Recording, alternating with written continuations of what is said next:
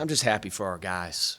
I really am. Like, man, our guys have stuck with it, stuck with the process, even though we haven't gotten necessarily the result that we've wanted here for last month. Our guys have always kept a great attitude. They come to practice every day, understanding that it's about the process. And just happy for them, man, because anytime you can get the result that you want, obviously that gets more buy-in, more belief. I told our guys, listen, there's a lot of season left to be played here. A lot of things can happen. We write our own story. Nobody else does. And that's the exciting thing. So we got to get back to work. You can't get too high or too low. We win one game. Like, you got to press that pedal all the way down, right? Like, we're flooring it. But I am proud of our guys, man. I thought, obviously, I want to give a shout-out to Jackson Kenyon, first and foremost. Jaquel had 4 fouls. I thought Jaquel played really well when he was in there, but he was fouling. Anderson, his foot was bothering him, and so he needed to come out. And all of a sudden, I didn't tell Jackson Kenyon hasn't played all year for the most part. He may have played against one of the non-ones that we played. But, I called out his name. He had no idea he was going to go in, and he played his tail off. He had 4 rebounds while he was out there during his stint. Just his effort, his execution is impressive. But, again, he's another young man that doesn't probably get a lot of headlines, but, man, he really helps our program day to day. He's a walk-on for us. He prepares our team for the other opponent, for the opponents. Again, just proud of him, man, that he was ready for that moment. But, again, Morgan, Makai, Anderson did a great job, I thought, overall, of controlling the offensive end.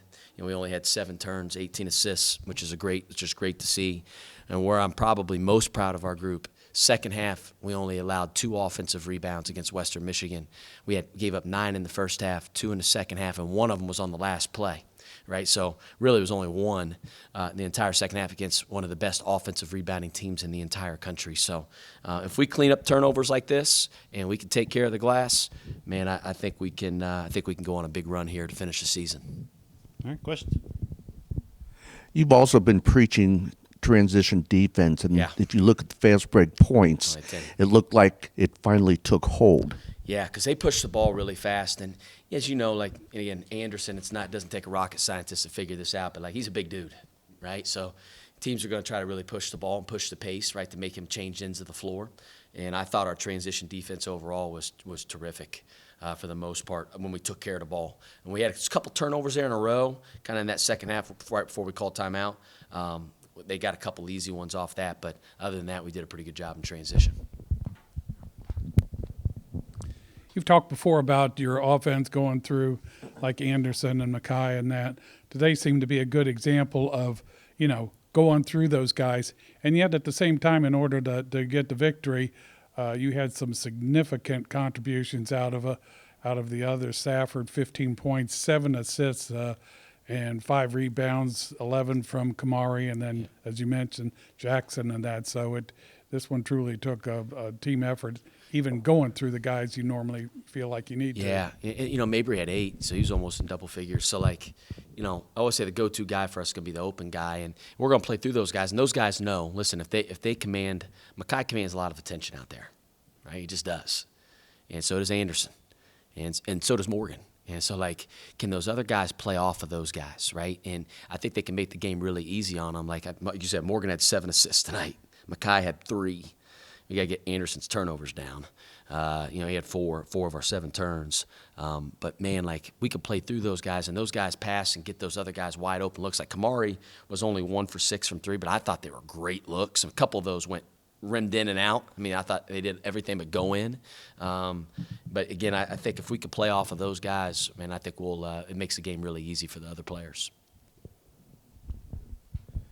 Is there any particular thing that goes on? It seems like when a lot of teams come out after halftime, they really try and push it and get inside and tend to draw a lot of fouls. Yeah. And then that kind of carries down, through the rest of the period. Yeah. They got in the bonus early. I mean, really early. I looked up like 12 minutes on the clock. I was like, man, there's already 17 fouls on us. And I'm not complaining about the officiating. I'm just saying it is what it is. And they were calling it the other end too. So, listen, we ended up with 26 out of 29 from the free throw line. Right? Now, some of those were late in the game, right, when they were fouling on purpose. But we did a good job knocking them in. So, but you got to play paintball. I think the game will always honor who the tougher team is.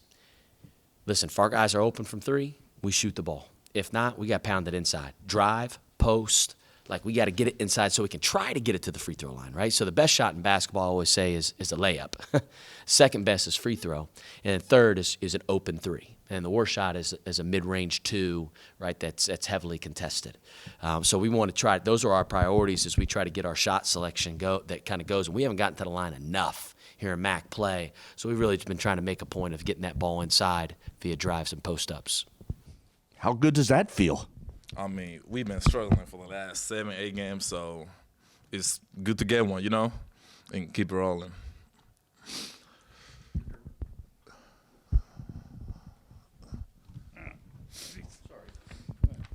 Add a lot of, in addition to yourself, we're getting more minutes for Jaquel, and then Jackson Kenyon came in there. How's that working with you guys, being able to come in there? I'm sure you're banging on each other in practice and everything, but how good was it to have, contributions across the board from the big guys? I mean, it was amazing. Like Jackson, he never played, and today he was just ready, you know? Like when Coach called his name, he was ready to go. So I was really excited for him. I wanted him to stay the whole game, so he did a really good job. And I feel really good about my team, you know? Everybody contributed a little bit to get a win.